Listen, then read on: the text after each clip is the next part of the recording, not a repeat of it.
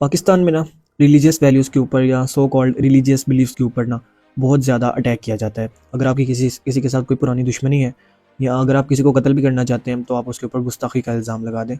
आप उसको कत्ल भी कर देंगे, आप उसको रोड के ऊपर ज़िंदा भी जला दोगे, कोई आपका कुछ नहीं बिगाड़ सकता क्योंकि वो सो कॉल्ड आपकी रिलीजियस वैल्यूज़ के ऊपर। हमने रिसेंट डेज़ में भी बहुत सी ये चीज़ें होते हुए देखी हैं। रिसेंट 6 से 7 सालों के अंदर पाकिस्तान में बहुत से ऐसे वाक़यात पेश आए हैं जहाँ पर रिलीजन के नाम के ऊपर, जो मज़हब के नाम के ऊपर, या आप कह लें कि गुस्ताखी का नाम देकर बहुत से लोगों का कत्ल किया गया है, बहुत से लोगों को जेलों में डाला गया है। ज़िंदा सियालकोट के अंदर एक वाक़या पेश आया था, रोड के ऊपर ज़िंदा एक बंदे को जला दिया गया था। तो बेसिकली रिलीजन के नाम के ऊपर बहुत ज़्यादा जो है वो अटैक्स पाकिस्तान के अंदर किए जाते हैं।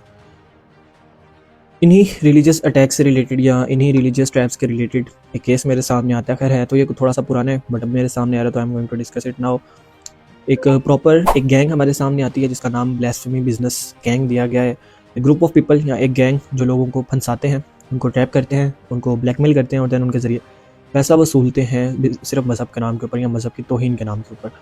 कुछ नाम भी हमारे सामने आते हैं। इनके पास प्रॉपर एक जो है वो वकील होता है सिर्फ इनके केसेस लड़ने के लिए। एफआईओ के अफसरान कुछ इनके साथ शामिल होते हैं और इसके अलावा इन्होंने एक प्रॉपर कमीशन को अपना नाम दिया हुआ है, ब्लास्फेमी कमीशन ऑफ पाकिस्तान या legal blasphemy commission of Pakistan, exact मुझे याद नहीं है।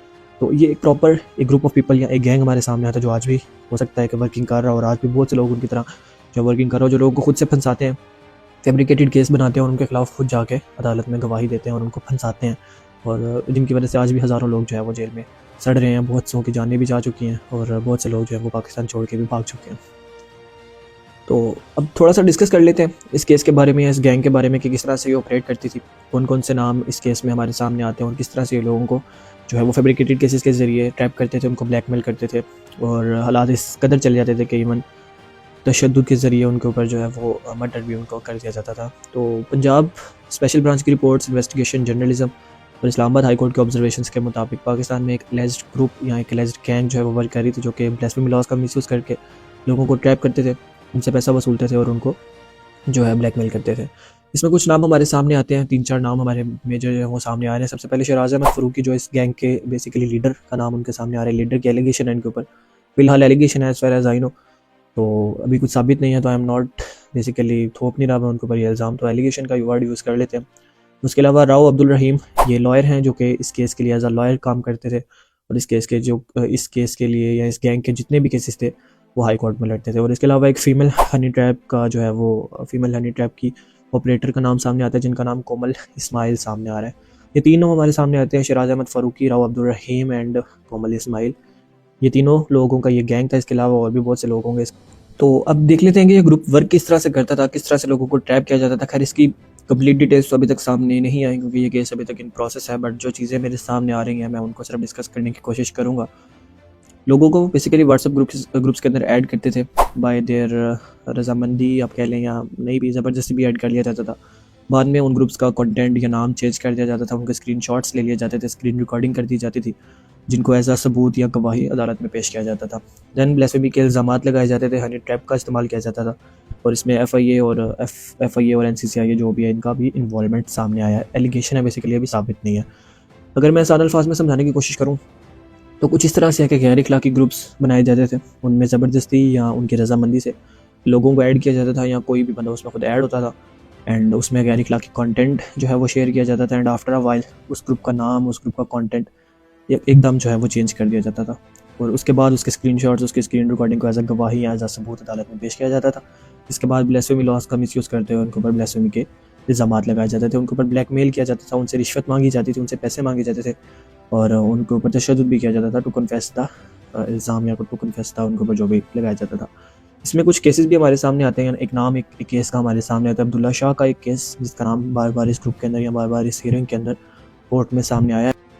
तो इसके रेफरेंस में एक केस हमारे सामने आता है सैयद अब्दुल्ला शाह का, एक 21 साल स्टूडेंट रावलपिंडी के अंदर जिसका कत्ल किया गया सिर्फ इस ब्लास्फेमी केस के ब्लास्फेमी लॉज को मिसयूज़ करते हुए। बेसिकली एक 21 साल स्टूडेंट जो कि रावलपिंडी का था जिसको हनी ट्रैप किया जाता है और ये गायब होता है F10 मरकज़ इस्लामाबाद से। इसके बाद इसको G8 सेक्टर इस्लामाबाद में लेके जाया जाता है जहाँ पर इसके ऊपर टॉर्चर किया जाता है to confess the false blasphemy charge. इसके ऊपर सिर्फ इसलिए तशद्दुद किया जाता है ताकि ये एक फॉर्मल ब्लास्फेमी चार्ज को जो है वो मान ले या एक तौहीन मज़हब का जो चार्ज इसके ऊपर लगाया जाता है उसको एक्सेप्ट कर ले।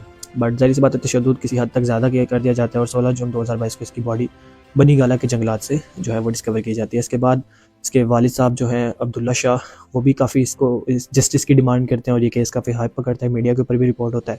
देन यही गैंग उसके जो फादर हैं अब्दुल्ला शाह साहब, उनके ऊपर भी जो है वो काफ़ी प्रेशर डालती है और उनके ऊपर भी सेम चार्जेस लगा देती है to take the case back. But ज़ाहिर सी बात है वो पीछे नहीं हटते एंड देन ये केस जो है वो आगे बढ़ता है। खैर ये एक केस था सिंपल उन हज़ारों केसेस में से, उन हज़ारों लोगों में से जिन्होंने अपनी जान गंवाई है, जिनका कत्ल मज़हब के नाम के ऊपर कर दिया गया, जिनके घर जला दिए, जिनकी इबादत गाहें जला दी गई, जिनके मज़हब का मजाक उड़ाया गया। और उन हज़ारों केसेस में से सिर्फ ये एक केस था जिसकी जान जो है इस ब्लास्फेमी बिजनेस गैंग के हाथ हो गई। ये सिर्फ एक गैंग नहीं होगी, पूरे पाकिस्तान में बहुत सी ऐसी ऑपरेटिव गैंग्स काम करती होंगी। ज़ाहिर सी बात है मज़हब के नाम के ऊपर कोई एक वाक़या तो होता नहीं, आए दिन हमें कोई ना कोई वाक़या मज़हब के नाम के ऊपर, तौहीन रिसालत के नाम के ऊपर, गुस्ताखी के नाम के ऊपर देखने को मिलता है। कत्ल आए दिन हमें देखने को मिलते हैं, तशद्दुद आए दिन हमें देखने को मिलते हैं। तो ये उन्हीं में से एक केस था। पहले इस्लामाबाद हाई कोर्ट ने इसके ऊपर जो है एक काफ़ी अच्छी ऑब्जर्वेशन, काफ़ी अच्छी इंक्वायरी की। रिपोर्ट्स के मुताबिक इस्लामाबाद हाई कोर्ट ने ऑर्डर दिया था गवर्नमेंट ऑफ पाकिस्तान को to create a judicial commission to inquire the misuse of this blasphemy laws.